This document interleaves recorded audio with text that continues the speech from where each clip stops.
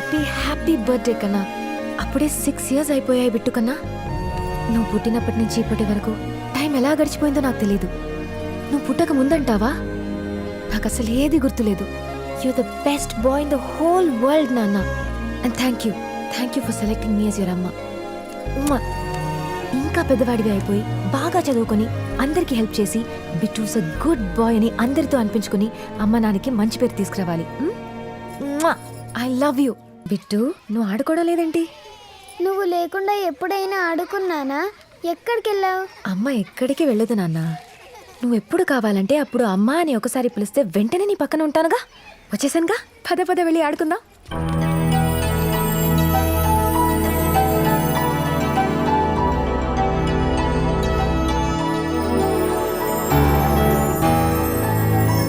సినిమాకు పోకపోయినా బాగుండేది. తడవడం వల్ల జ్వరం వచ్చింది. ఇంట్లో మందులు ఏమైనా ఉన్నాయా? అమ్మా, నువ్వెళ్ళ డబ్బాలు జ్వరం గోళీలోనే తీసుకురా.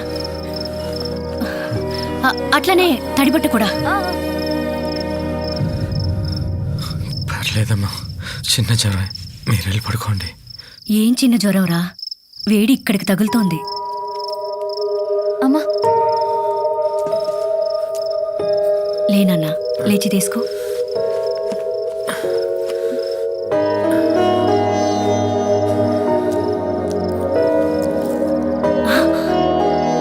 తెచ్చి చాలా రోజులైందిరా, పాడినట్టుంది. ఇటువమ్మా. గౌతమ్ 10th ఇయర్లోకి అడుగు పెడుతున్న ఈ శుభ సందర్భంలో జీ గ్రూప్ ఫార్మా ఇండస్ట్రీలోకి ఎంటర్ అవ్వడం ఎంతో ఆనందంగా ఉంది. ఏమైందిరా? ఈ మధ్య ఎక్స్పైర్ అయిందమ్మా. అవునా? తయారు చేసిన వాళ్ళకి ఇలాంటి పరిస్థితి వస్తే మన బాధ అర్థం అవుద్ది. నువ్వు పడుకో నాన్న, అదే తగ్గిపోతుంది.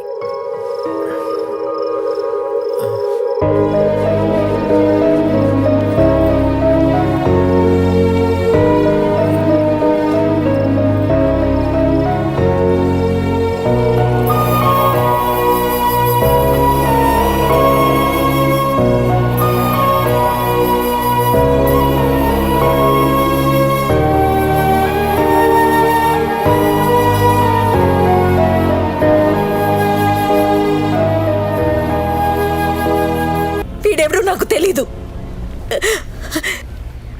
కానీ మొదటిసారి నన్ను కౌగిలించుకున్నప్పుడు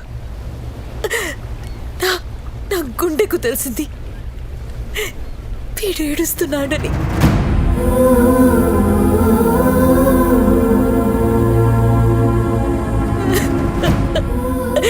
అప్పుడు నాకు అర్థం కాలేదు.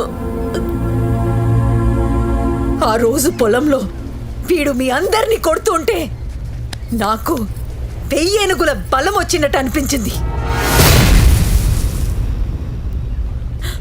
అప్పుడు కూడా నాకు అర్థం కాల. నువ్వు ఇప్పుడు అడ్లీ పొడిచావు. వీడి పేగి తెగితే ఇక్కడ నా పేగి ఏడుస్తుందిరా.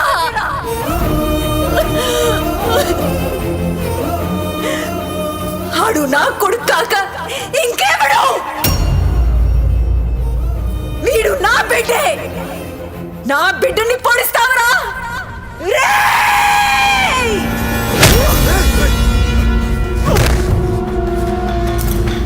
అమ్మాయి మెచ్చినా కొడుకు కాదనకుండా తీసుకోవాలి. కరెక్టేనా నాన్న? అవునమ్మా, నువ్వు ఏం చేస్తే అదే రైట్. రాముని ఇప్పటిదాకా ఎవరు ఇల్లరికం అల్లుడని అనరా? ఎందుకు తెలుసా? ఆయన్ని మీ తాత బతిమాలి తెచ్చుకున్నాడు కాబట్టి. నిన్ను కూడా రామచంద్ర కొడుకు అనకూడదు. నానా చెప్పమ్మా. వాడు పుట్టడమే ప్రిన్స్ అని ఆ రోజన్న మాట వెనక తీసుకుంటున్నాను. వీడిని కూడా కింద నుంచే రాని. రేపే ఉద్యోగం ఇచ్చి క్వార్టర్స్ ఇవ్వండి. ఏంటి వాళ్ళు మీకు నీరసంగా ఉన్నావు? సగం సరిపోదా మీ వాడికి? మొత్తం ఇచ్చేనా?